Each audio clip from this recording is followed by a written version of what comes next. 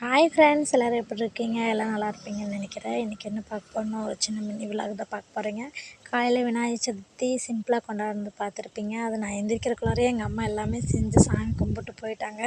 சரி, அப்புறம் ஈவினிங் போல் நம்ம சாமி கும்பிடலாம் அப்படின்னு சொல்லிட்டு சாமிகளுக்கு உண்டான பூவெல்லாம் பறிச்சிட்டு வந்து நானே எல்லாம் அலங்காரம் பண்ணிவிட்டு, அதுக்கப்புறம் முருகருக்கு தனியாக ஒரு நெய் தீபம் ஏற்றிட்டு, விநாயகருக்கும் குட்டியாக ஒரு தீபம் ஏற்றிட்டு எல்லா சாமியும் கும்பிட ஆரம்பிச்சிட்டேன்.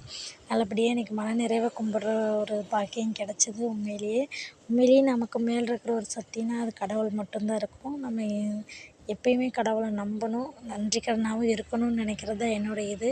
அதனாலே நல்லபடியாக விளக்கேற்றிட்டு சாமிக்கு தீப ஆராதனையெல்லாம் காமிச்சிட்டு நல்லபடியாக சாமி கும்பிட்டேங்கிற திருப்தி இருந்தது. அப்புறம் திணீர் வச்சுட்டு வெளியே போய் நானும் பாப்பா கொஞ்சம் நேரம் விளையாட ஆரம்பிச்சிட்டோம். இதுதான் நம்மளுடைய இன்றைக்கி சாமி கும்பிட்டது. நம்மளுடைய குட்டியாக இருந்தாலும் சிம்பிளாக இருக்கணும்னு வைங்களேன். பிடிச்சிருந்தால் கமெண்ட் பண்ணுங்கள். நம்ம சேனலை இப்போ தான் ஃபஸ்ட் டைமாக பார்க்குறீங்கன்னா சப்ஸ்கிரைபர் பண்ணி வச்சுக்கோங்க. இது வரைக்கும் சப்ஸ்கிரைபர் பண்ணி சேனலை பார்த்துட்ருக்க எல்லாருக்குமே ரொம்ப நன்றி. அதுக்கப்புறம் நான் நைட் சமையல் பண்ண ஆரம்பிச்சிட்டேன். நைட் சமையல் வந்து இன்றைக்கி வந்து தோசையும் தக்காளி சட்னியும் தான். தக்காளி சட்னி ரொம்ப சிம்பிளாக பண்ணுற மாதிரி தான். தக்காளி வெங்காயமெல்லாம் போட்டு சிம்பிளாக பண்ண ஆரம்பிச்சிட்டேன். உண்மையிலேயே எனக்கு இன்றைக்கி ரொம்ப சந்தோஷமாக இருந்தது. இந்த நாள் வந்து என்னோடய ஃபேஸ்லேயே உங்களுக்கு தெரியும்னு நினைக்கிறேன். அதுக்கப்புறம் ஏன்னா ரொம்ப நாள் ஆச்சு, 2 மந்த்ஸ்க்கு அப்புறம் இப்போ தான் சாமி கும்பிட ஆரம்பித்தேன். அதுவே ரொம்ப சந்தோஷமாக இருந்தது. பெருஞ்சீரகம் சின்ன சீரகமெல்லாம் போட்டுட்டு தக்காளி வெங்காயம் எல்லாமே போட்டு கட் பண்ணி இது பண்ணிடணும்.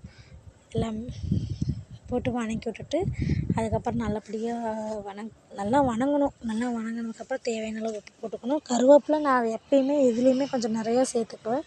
எனக்கு கருவேப்பிலை போட்டு சாப்பிட்றது ரொம்ப பிடிக்கும்.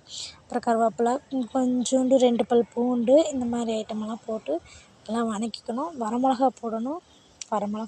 வரமிளகா தான் டேஸ்ட் கிடைக்கும். அதனால் வரமிளகா போட்டு நல்லபடியாக வதக்கி எனக்கு நைட்டு தோசையும் தக்காளி சட்னியோட டின்னர் முடிச்சுக்கிட்டேன். அப்புறம் பாப்பாவுக்கு பால் காய வச்சுட்டு அவளுக்கெல்லாம் ஆற்றி வச்சுட்டு நைட்டு படுத்துக்கிட்டோம். இதுதான் இன்றைக்கி ஒரு சின்ன மினி விலாக்.